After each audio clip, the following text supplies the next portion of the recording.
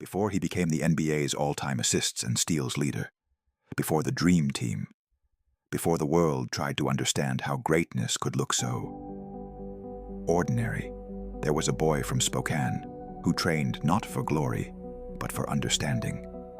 Understanding angles, understanding people, understanding the quiet mathematics of movement. This is the Prodigy path. And today, we explore the story of a man whose brilliance still refuses to raise its voice. A man whose records will forever be etched in history. This is the story of basketball magic. Stockton's childhood in Spokane was a lesson in contradictions. A small house above a noisy tavern. A soft-spoken boy with a fierce, unyielding edge. A city where winter mornings arrived long before the sun, and where John, barely tall enough to reach the light switches, would unlock the local gym with keys his father gave him. His early workouts were simple, dribbling until his fingers went numb, shooting floaters off the wrong foot, perfecting chest passes until the ball seams left temporary bruises on his palms. Pat Fitzgerald, a childhood friend, said in an interview, "He practiced like he was chasing something, but I don't think it was a dream. I think it was fear of not being good enough." He practiced with a fierce intensity. In high school, Stockton shined at Gonzaga Prep, but in the most Stockton way possible, quietly. He didn't dunk. He didn't point to the crowd. He didn't taunt. He studied every fast break, every angle off the glass, every defender's tendency to cheat half a step left or right. Coaches said he had a memory like film. Teammates said he had an ego like a monk. Opponents said he had elbows like a villain. Stockton averaged over 22 points per game and 10 assists his final senior year in high school.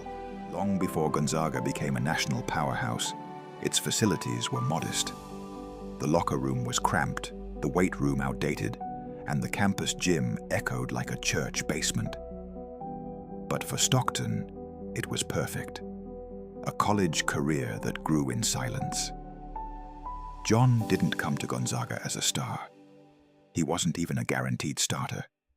But he had something most prospects lacked: an obsession with incremental mastery. Freshman year, he focused on conditioning. Sophomore year, on footwork. Junior year, on pacing and change of speed. By senior year, 1983 to 84, he was a storm in slow motion, invisible from afar, devastating up close. Dan Fitzgerald, Gonzaga coach. He didn't explode onto the scene. He seeped into it. Every practice he got 1 inch better. After 4 years of inches, he was miles ahead. The senior season that changed everything. Stockton averaged 21 points, 7.2 assists, 3.5 steals, shot 57% from the field as a guard, and led the Bulldogs to one of their most competitive seasons in years. He wasn't just producing numbers, he was manipulating games, controlling tempo like a puppeteer, pressuring full court with surgeon's precision, reading defenses 3 steps ahead. An NBA scout later wrote in his notes, "Stockton's mind is faster than his body, and his body is already fast." He was the best point guard in the country, and no one really knew it yet. The blueprint of an obsession. What separated Stockton wasn't talent, it was ritual. He trained like a scientist. Morning routine, college and NBA. 1 to 2 mile warm-up jog. Ball handling circuits with tennis balls. Passing drills off a brick wall for 20 straight minutes. Set shooting. 200 makes mid-range. 200 makes from 3. 100 makes from free throw line. His afternoon routine consisted of weightlifting, low weight, high reps, agility ladders, jump rope for foot speed, film study.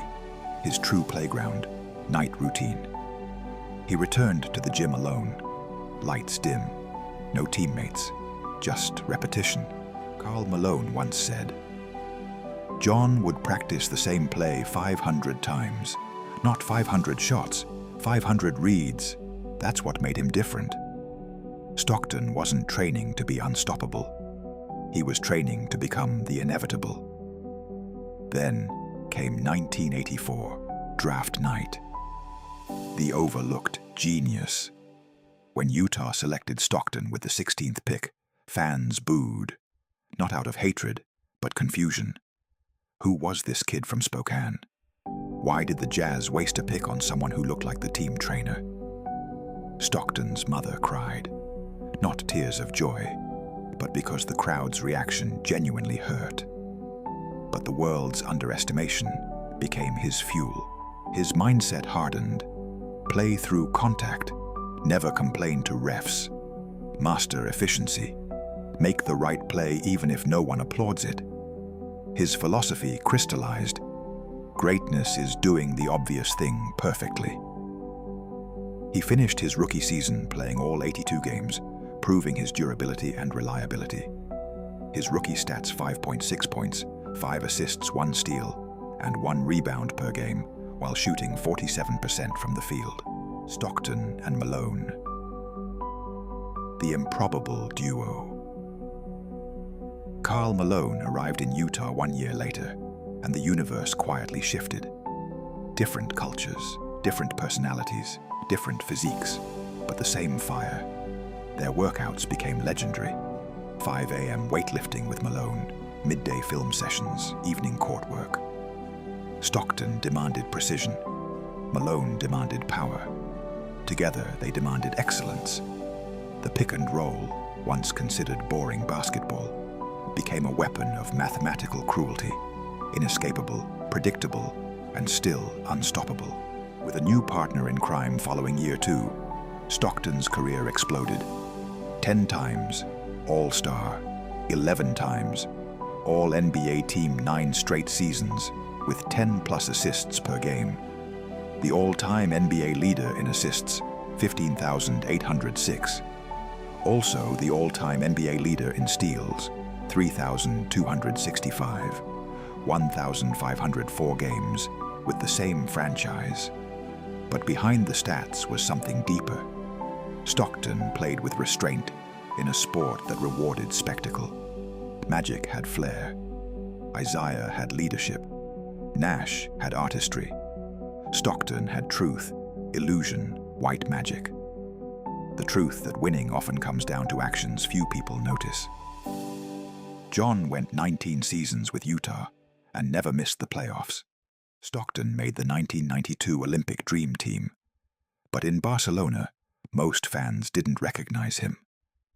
There's a famous story, true and hilariously Stockton.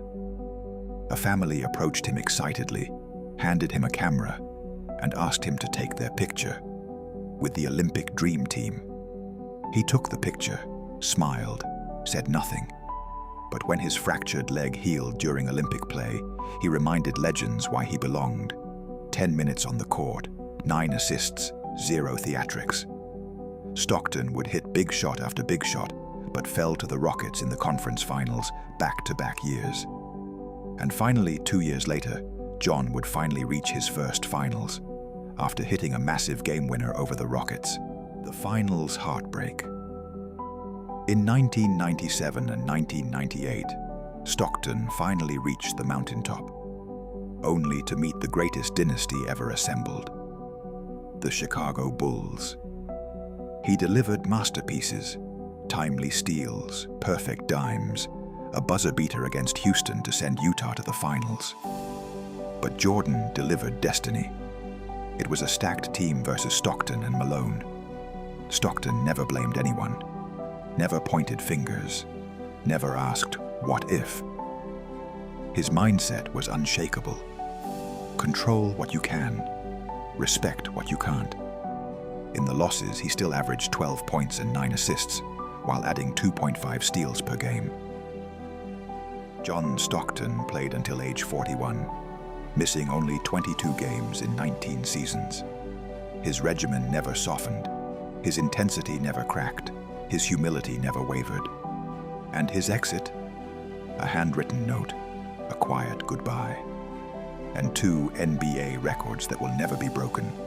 The final perfect pass. In an era built on noise, John Stockton proved that silence can be symphonic. He never wanted fame. He never wanted a brand. He never wanted the spotlight. He wanted mastery. He wanted clarity. He wanted truth in motion. And perhaps that is the uncomfortable revelation. Greatness doesn't always leap. Sometimes it slides. Sometimes it passes. Sometimes it simply endures. Stockton didn't chase immortality. He executed it, one perfect decision at a time. This is a true prodigy path, the story of a reluctant legend and the greatest small guard in the history of basketball. A man who whispered his way into eternity, a first ballot Hall of Famer and member of the top 75 team, John Houston Stockton. White magic. In retirement, Stockton didn't chase the spotlight. He avoided it. He coached his kids' AAU teams. He became a volunteer assistant for Gonzaga's women's team, quietly teaching fundamentals to players who didn't fully grasp they were being coached by one of the greatest point guards in history. His approach remained brutally simple. If you can't make the right pass in practice, you won't make it under pressure. Players said he demanded precision without ever raising his voice. Parents said he showed up early to set up chairs and stayed late to sweep the gym floor. Locals said he was often spotted walking to Gonzaga games in the Spokane cold, hands in pockets, unnoticed until someone recognized the unmistakable short stride of a legend. The mindset didn't retire. Stockton kept training, light weights, runs along the Spokane River, shooting drills in quiet gyms. He still practiced the same ball-handling routines he'd done since childhood, still chasing those microscopic improvements.